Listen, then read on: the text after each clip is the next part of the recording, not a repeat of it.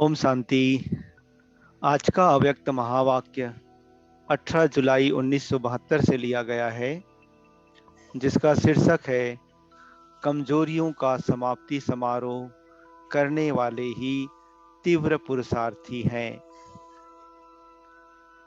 अपने को ever ready समझते हो? जो एवर रेडी होंगे उन्हों का प्रैक्टिकल स्वरूप एवर हैप्पी होगा।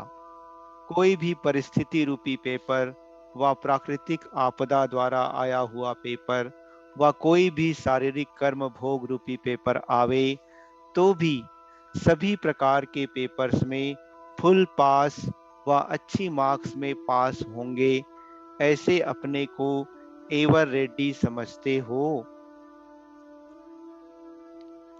अथवा एवर रेडी की निशानी जो एवर हैप्पी है वह अनुभव करते हो? अपना इंतजाम ऐसा किया है जो किस घड़ी में भी कोई पेपर हो जाए तो तैयारी हो? ऐसे एवर रेडी हो? आप श्रेष्ठ आत्माओं के लिए आप लोगों द्वारा जो अन्य आत्माएं नंबरवार वर्षा पाने वाली है उन्हों के लिए बाकी थोड़ा सा समय रहा हुआ है। समय की रफ्तार तेज है। जैसे समय किसके लिए भी रुकावट में रुकता नहीं, चलता ही रहता है, वैसे ही अपने आप से पूछो कि स्वयं भी कोई माया के रुकावट में रुकते तो नहीं हो। कोई भी माया के सूक्ष्म व स्थूल विघ्न आते हैं व माया का वार होता है तो एक सेकंड में अपनी श्रेष्ठ शान में स्थित होंगे तो माया दुश्मन पर निशाना भी ठीक रहेगा। अगर श्रेष्ठ शान नहीं तो निशाना ना लगने के कारण परेशान हो जाएंगे। अभी परेशानी होती है। अगर अब तक किसी भी प्रकार की परेशानी होती है तो अन्य आत्माओं की परेशानी को कैसे मिटावेंगे? परेशानियों को मिटाने वाले हो व स्वयं ही परेशान होने वाले हो। जैसे जो भी भट्टी करते हो तो उसका समाप्ति समारोह व परिवर्तन समारोह मनाते हो। तो यह जो बेहद की भट्टी चल रही है उसमें कमजोरियों की समाप्ति का समारोह व परिवर्तन समारोह कब मनाएंगे? इसकी कोई फिक्स डेट है? ड्रामा कराएगा। ड्रामा तो सर्व आत्माओं का पुरानी दुनिया से समाप्ति समारोह कराएगा, लेकिन आप तीव्र पुरुषार्थी श्रेष्ठ आत्माओं को तो पहले ही कमजोरियों के समाप्ति समारोह को मनाना है ना, कि आप भी अन्य आत्माओं के साथ अंत में करेंगे।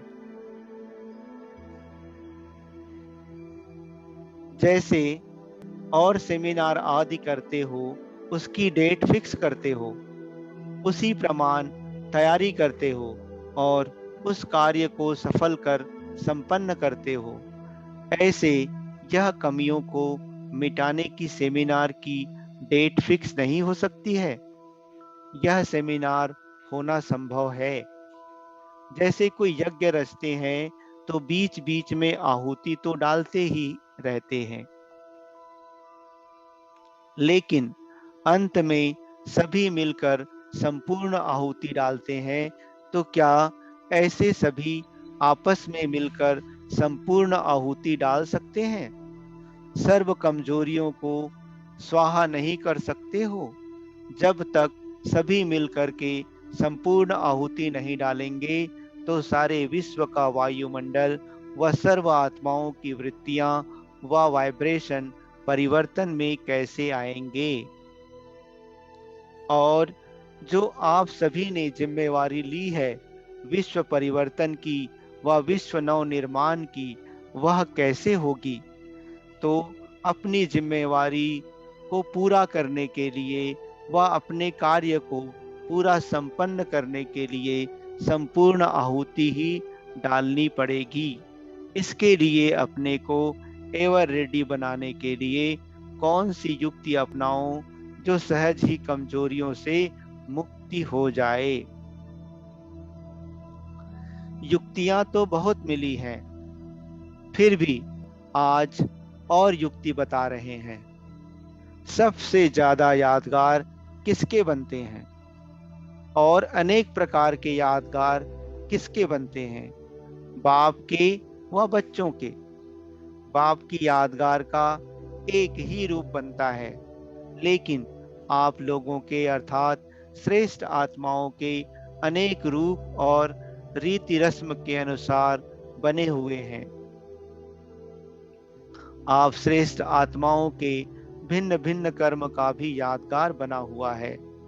तो जबकि बाप से भी ज्यादा अनेक प्रकार के यादगार बने हुए हैं, वह कैसे आपके प्रैक्टिकल श्रेष्ठ कर्म के श्रेष्ठ स्थिति के ही यादगार बने हैं ना?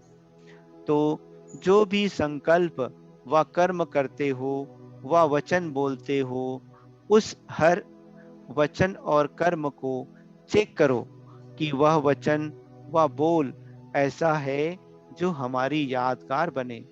यादगार वह कर्म व बोल होते हैं जो याद में रहकर के करते हो।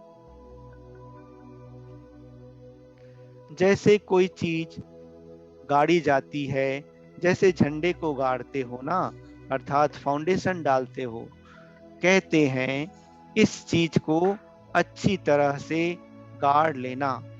ऐसे ही याद से किए हुए कर्म सदा के लिए यादगार बन जाता है।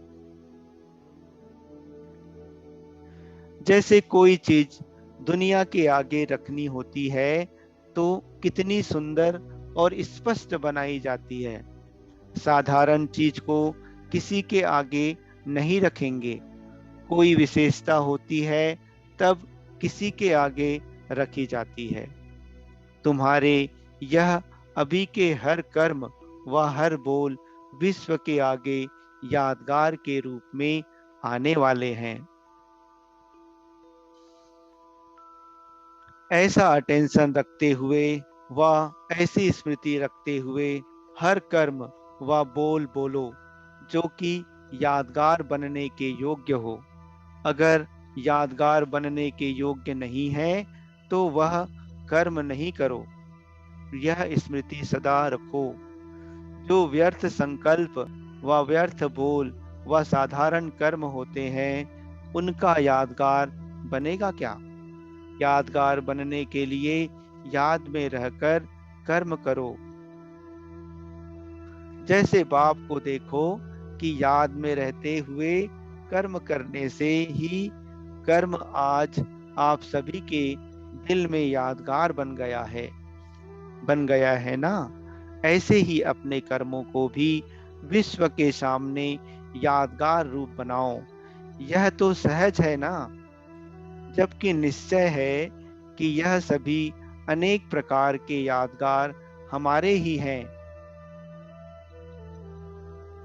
तो किए हुए अनेक बार के श्रेष्ठ कर्म व यादगार स्वरूप अब फिर से रिपीट करने में मुश्किल होती है क्या? कल्प कल्प के किए हुए को सिर्फ रिपीट करना है। तो मास्टर त्रिकालदर्शी बन अपने कल्प पहले के यादगार को सामने रख फिर से सिर्फ रिपीट करो। इस स्मृति के पुरुषार्थ में सदा रहते आए हो, तो अब क्या मुश्किल है? माया अब तक भी इस स्मृति में ताला लगाती है क्या? जब ताला लग जाता है तो क्या बना देती है?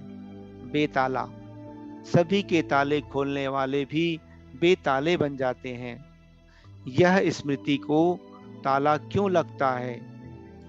अपने लक को भूल जाते हो तो लॉक लग जाता है। अगर लक को देखो तो कब भी लॉक नहीं लग सकता है। तो लॉक की चाबी कौन सी है? अपने आप को लकी समझो, लवली भी हो और लकी भी हो। अगर लक को भूल करके सिर्फ लवली बनते हो तो भी अधूरे रह जाते हो। लवली भी हूं और लकी भी हूं, यह दोनों ही स्मृति में रहने से कब माया का लॉक नहीं लग सकता। इसलिए अपने कल्प पहले के यादगारों को फिर से याद में रहकर रिपीट करें। अब भी देखो, अगर कोई यादगार युक्ति युक्त नहीं बनाते हैं तो ऐसे यादगार को देखकर संकल्प आवेगा कि यह युक्ति युक्त नहीं बना हुआ है। कोई देवियों व शक्तियों का चित्र युक्ति युक्त नहीं बनाते हैं तो देखते हुए सभी को संकल्प आता है कि यह ठीक नहीं है। ऐसे ही अपने कर्मों को देखो, अपने हर समय के रूप व रुहाब को देखो कि इस समय के मेरे रूप और रुआब का यादगार क्या बनेगा। क्या युक्ति युक्त यादगार बनेगा? जब युक्ति युक्त यादगार चित्र होता है तो उस चित्र की भी कितनी वैल्यू होती है। तो ऐसे देखो, हमारे हर समय के हर चरित्र की वैल्यू है। अगर नहीं तो यादगार चित्र भी वैल्यूएबल भले नहीं बन सकता। समझा? तो ऐसा समय समीप आ गया है जो आपके हर संकल्प के चरित्र रूप में यादगार बनेंगे। आपके एक एक बोल सर्व आत्माओं के मुख से गायन होंगे। तो अपने को ऐसे पूजनीय और गायन योग्य समझकर हर कर्म करें। अच्छा, हर कर्म याद में रह सदा यादगार बनाने वाले लवली और लकी सितारों को बाप दादा का याद प्यार और नमस्ते। अच्छा, ओम शांति।